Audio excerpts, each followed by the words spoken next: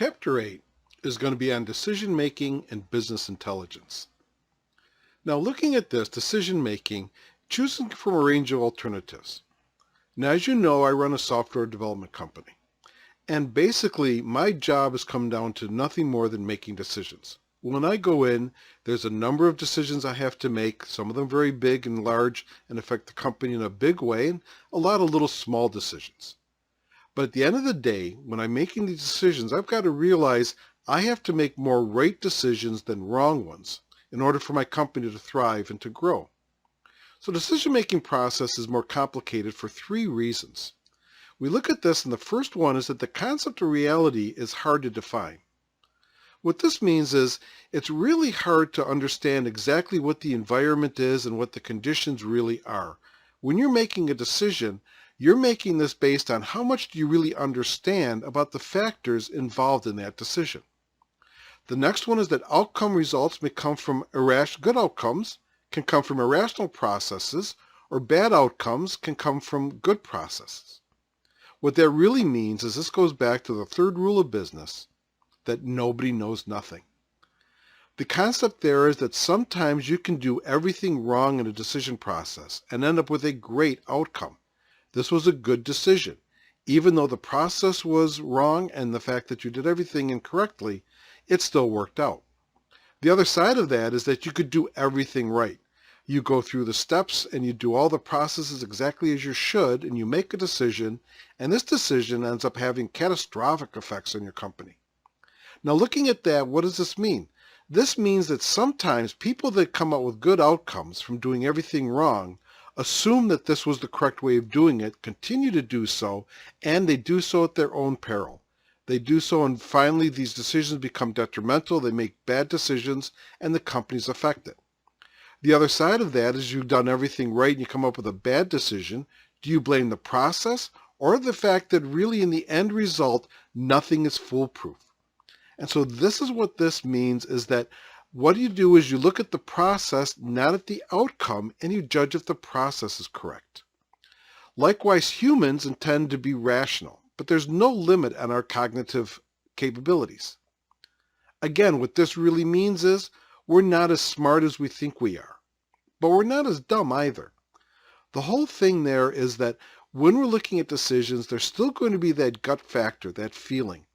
At the end of the day, no matter what process you're using, there's going to be that little bit of, I think this is the right way, or I have a feeling about this, and this adds into our decision process. Meaning, we're not calculators. We're not economic automatons. We don't sit there and simply you plug in values and outcome our decisions. We, being rational, looking at this, we're going to use that rationality in our decision process. We're going to settle, sacrifice, or choose an alternative that's good enough across a range of criteria. Nothing's ever guaranteed. Again, even looking at your life now, even looking at decisions that you've made, you know this is to be true. You've made some decisions and they were good enough and the outcome was acceptable. You've made other decisions that weren't as good. Remember, what you are now is what you're going to be taking into business when you graduate.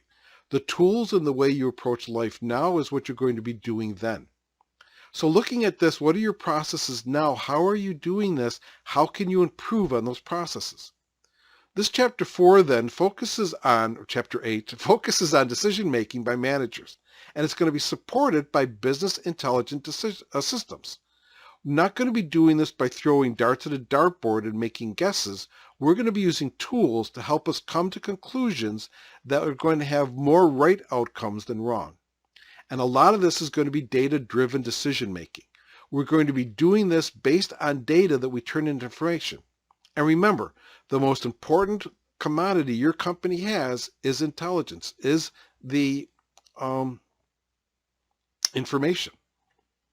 So looking at this, designers of MIS make erroneous assumptions about management decision making. Thus, the system may not provide good solutions. If you're looking at this and you're saying, okay, how is this being used to come up with a decision? If you're incorrect in knowing how this works, you're going to be incorrect in analyzing what decisions come up with. So there's three assumptions when we look at this. We look at this, we say managers will need to make better decisions, or will make better decisions, if they get the data they need.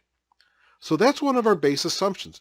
The more data that we have that's relevant to the decision that we're making, the more information we're going to have, and again, the better the information, the better our decisions.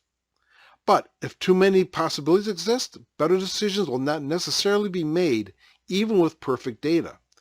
This is the uncertainty and complexity principle.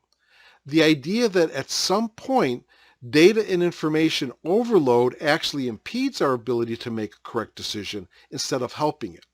So part of this is understanding just how much information do I need before I make that decision. Poor decisions are made because of a lack of information. The other side of the coin, if you don't have enough information and you're going in your gut or you're guessing, you're more likely than not to be making bad decisions. So managers, they know what data they need. When you're out there and you're working, they'll have a good idea of exactly what type of information you're going to need. And again, look at this even now in your life. You have enough information about school and coursework and professors and learning outcomes to make decisions about what courses you want to take and what courses you don't. You do this because you've got data, you've got information, then this helps you make decisions. This is nothing more than what you're going to be carrying on with you into business. You're going to understand the data that you're going to need because you're going to be in that environment. So looking at this, you're not sure if requests are necessary or superfluous, and you tend to ask for more than needed. Not tent, that's a typo there. You tend to ask for more than needed. Further promoting, there's a lot of just data freeze. The whole concept of, I don't want to make a decision until I know more. Well, how much more? Well, I cannot be comfortable until I have a whole whack of data. Well, at that point, then you're going to get even too much, and it's actually going to impede, again, as I said, your decision-making process.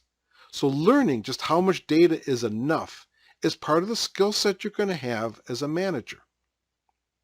And this ends section 9 on decision-making and business intelligence. End of part 1.